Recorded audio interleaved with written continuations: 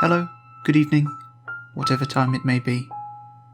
I have a ghost story to read to you today that was read earlier this year. Every year, in fact, we, my family and I, write a ghost story with all but one rule, that it must involve a ghost. Apart from that, you're free to do as you wish. Here is my story. Enjoy.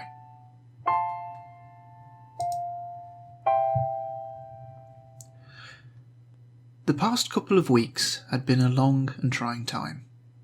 I rattled around the cottage, which had gone from my exciting new home to my prison in these returning weeks of lockdown. Stood in my living room, I looked at things, from the loudly ticking clock to the grey hand-me-down sofa. Then I lowered my eyes further still, to the little treasure hoards and trash piles that were building up in any corner that would leave a shadow. Where things were left, they would be found, I thought. In their place. Well, I was the only one here most of the time. So, as it happens, if anything needed finding, my mind's catalogue of trinkets and things would aid in its discovery, in a timely manner. Not that time seemed to bother me anymore.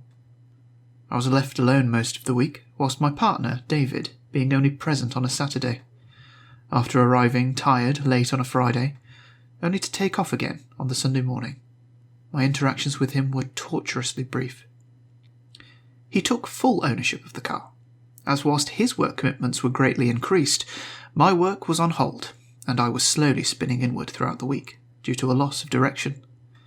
It wasn't until David, seeking to do his best, suggested that I looked outside to keep my interest. This initially frustrated me, as I felt I was being talked down to by David. He was only stating the obvious. So that Sunday, after I waved David off, I did look into something. Not straight away, mind you, because when you're in a slump, the time it takes to get geared up again, on your own terms, is like walking through treacle. I booted up the computer in the home office and found a couple of local posts. Then, reclined, feet up on the comfortable office chair, I scrolled through the local community group on my smartphone. Bric-a-brac collections, meals on wheels, mobile hairstylists, etc. It was then I found that the son of one of the farmers had posted, without his parents' knowledge, for some volunteer work in decorating a renovated barn space. The construction was completed just before Christmas, but with delays due to COVID and an urgency to order the furniture and materials before Brexit kicked in, it had left the farm space to store its own contents and assembly. The decoration work was eager to commence, and as long as someone who was displaying no symptoms of any illness of any kind had a spare pair of hands, it would be greatly appreciated. The risk of potentially going mad by being alone in the house another week, or maybe busted by the police in a rule-breaching barn decorating job, was quickly weighed up in my head. I sent a reply, and by the time it took to brew and drink a cup of tea, it was sorted. I was to help with Winched Farm, starting the following morning at 10 a.m. Perfect time, as I had gotten used to having a lie-in faster than a student on a holiday. This would give me ample opportunity to prepare. Winched Farm was situated on Winched Avenue, but a short journey as the crow flies from the row of 5 little cottages of which I reside. The land between us was unfortunately locked by its owner, despite the scumrag parish council's appeal to open the connected space that led towards the cemetery. So logistically, there were 2 ways to get there. Go east into the village proper, past Church Street, or from the west, via Blackarth Road and Winched Avenue. I sought out the latter route, as it would only take me 10 minutes to walk, as opposed to the village route, which would have taken me closer to 40. The roadway had but one small drawback, of having to walk alongside the carriageway, on a grass verge and later a ditch. I set out on that cold, bright Monday morning, something that you would have considered close to a perfect winter's day. Set out to be looking like a clear spring day, but with that unique, biting crisp breeze to remind you of the time of year. Blackarth Road was unusually quiet. With my side of the village being closer to the big city, traffic and noise could be a real nuisance. The residents certainly kept their local glass kiln in business, though, by having installed new insulated glass in all of their cottages, dampening any particular roar of large trucks passing by whilst inside. So, with much less activity passing by, I stood confidently, half on the asphalt, half on the verge, equipped with a new Christmas scarf from my partner and an old pair of sturdy boots. I set off to have a purpose-filled day. When I began to approach the corner of the road where it turned decisively right, I saw that a fellow walker was ahead of me. I waved once, in a friendly gesture. The figure only seemed to turn slightly to face me. It was then that my eyes adjusted and left me to feel quite embarrassed. I was to discover that what I'd perceived as another being was merely a tangled-up gap in the hedge and a trick of light. Now glad not to have been seen waving at thin air by anyone else, I walked briskly past. The breeze picked up as I was now facing a different direction, causing my draped-over scarf to blow off my shoulders. Following its staggered arc, I saw it catch, or rather, be caught by, that mysterious hole by the hedge. I walked over to it, seeing that the scarf was now quite firmly entangled, resisting the wind. But, as if it was waiting for my approach before it released, it then did so upon my touching of it. "Thank you," I said, smiling slightly, and wrapping the scarf now securely around my neck, I proceeded to the farm. The day of decorating was great. I got to talk more with Alex, a young man, son of the farmer, who possessed positive spirits and an eagerness to complete what I discovered was his first solo project on the farm, after returning as a graduate from university. I was invited to meet both his father and mother when entering the farmhouse for tea and a chat later that afternoon. When I entered the home, I was led into a large galley kitchen. I hung my coat and scarf on the back of a chair and sat. Alex placed a copper-plated kettle on the stove top, and without turning asked, "So, what made you respond to my forum post?" I smiled. To be honest, I was going stir-crazy being in the cottage with no one to see. I was also growing tired of being told, "Just go outside, clear your head." And it wasn't until my partner, David, continued by saying, "There are probably plenty of socially distant work opportunities in the village around here," which got the wheels turning. The kettle began to whistle loudly. "Well, you've certainly helped me out today," Alex responded. "We've made a good start, I reckon. Here." Alex handed me the hot cup of tea. "Don't leave the tea bags on the side! Were you born in the barn?" Alex's mother interjected as she burst into the kitchen through the open doorway. "Hello, I'm Karen, and you must be the young man helping Alex here." The difference was night and day, speaking to her son and then to myself. "He didn't even tell us that someone would be stopping by." I must admit, it was nice seeing such a lively family dynamic, as it had been nearly a year since seeing my own parents. I must be the young man. I hadn't been called young for such a long while now, and if I thought on it further, I was probably closer to Karen's age than her son's. Karen, being in her late 40s, collected, finicky, and with a big genuine smile on her face, moved inward towards the stovetop, revealing yet another figure. "Good to see you've started now, son. The old barn may smell strongly of paint, but that's a damn lot better than animal shite. Believe me, I should know. I'm around it most of the day." In the doorway stood the full stature of Alex's father, later revealed to me to be named Toby, a man probably a decade older than Karen, standing tall, still over 6 foot. He barely cleared the frame.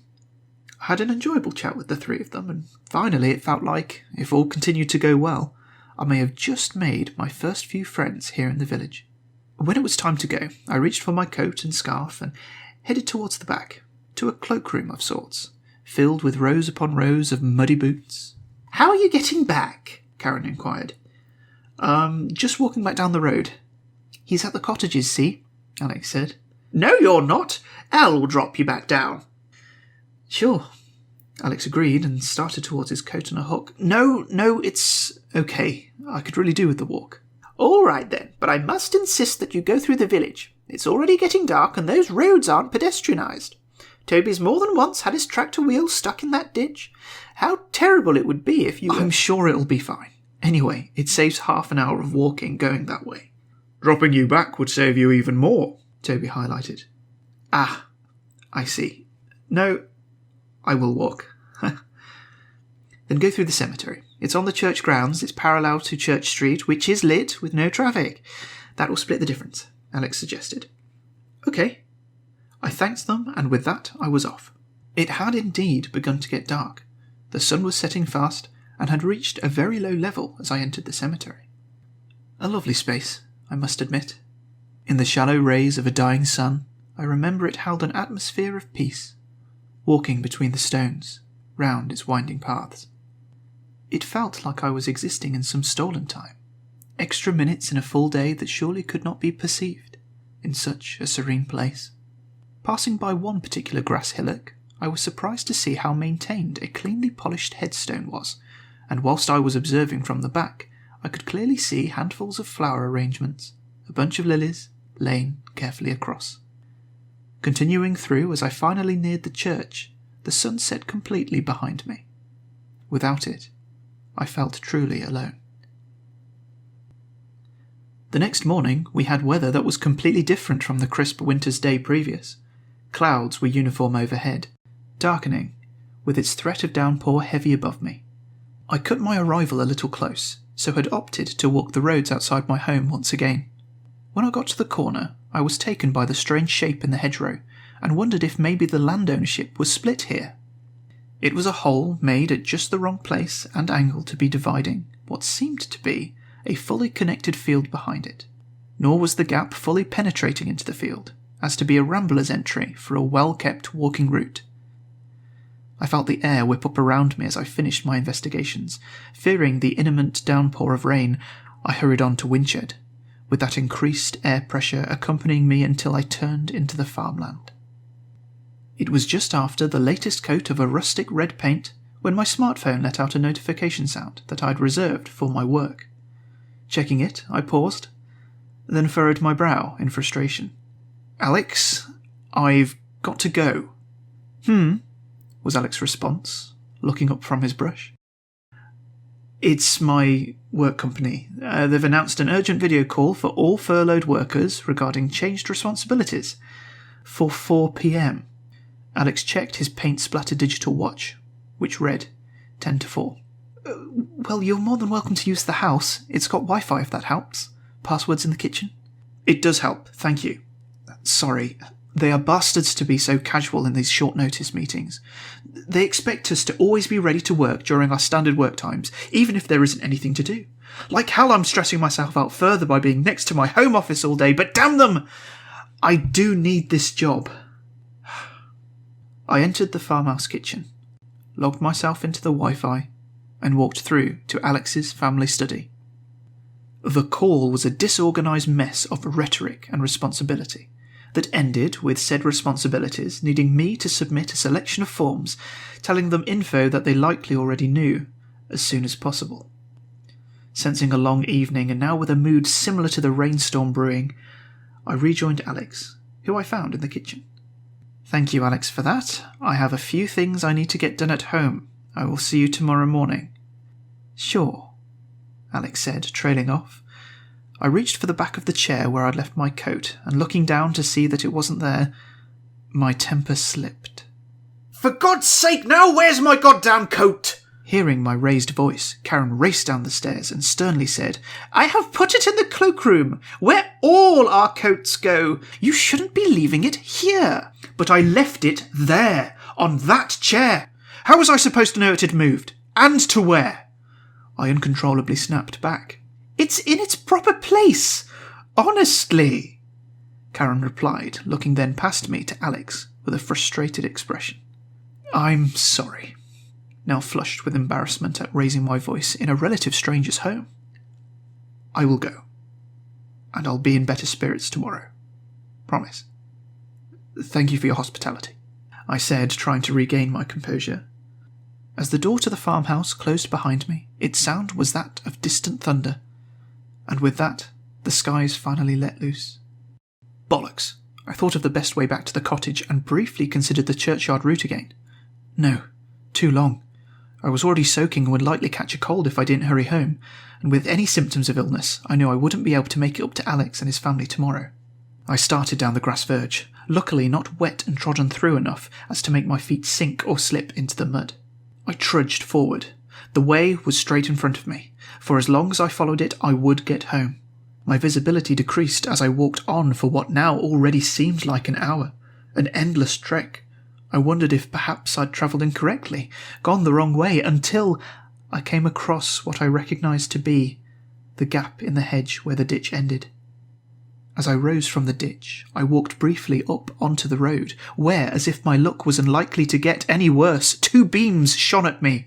I felt the ground vibrate as the visage of a truck came right at me, followed by a wind that screamed in terror. I held my breath, but an impact didn't come. Instead, 2 cyclists nearly clipped either side of me. Despite their own poor choice of travel in this weather, one of them uttered the briefest curse of "twat," which reverberated as they dissolved back into the darkness. I caught my breath, not knowing what to think, and looked back, where I saw a silvery silhouette pull into the hedgerows. I pursued it, slipping in the mud. "Wait!" I cried, but it was gone. I returned home, and along with finishing the forms for work, I looked up any local calls for the village to have Blackhearth Road be properly maintained. There were a string of them, sporadically over the last 8 years, with the most recent one being submitted mere months ago, shortly before me and my partner moved in. There was an accident, involving an articulated lorry and a young woman. Mentally exhausted, I fell asleep at my desk. Next day, bright and early, ready to head out to the farm, but with enough time to check once more on what I now knew to be an incident site. It was icy this morning. A drop in temperature had caused the rain from last night to form patches of surface ice, and so my approach was unsteady, careful. Standing in front of that twisted gap, I again felt the presence. As it rose at the same time, a slow-moving saloon car came sliding down the road towards me. Pulled into the gap of the hedge, I saw the vehicle skid to a stop, 6 feet away from the ditch. I called out to the driver. "Are you all right?" The window wound down, and a grey-haired man, exasperated, said, "Yeah, bloody dangerous road this one. You." I turned my head to the gap behind me and said, "Yes, thank you." But not to the man and his stalled car, but to the hedge. I looked down underfoot and saw I had trodden in an old bunch of lilies. She wasn't at that grave in the churchyard. How could she be?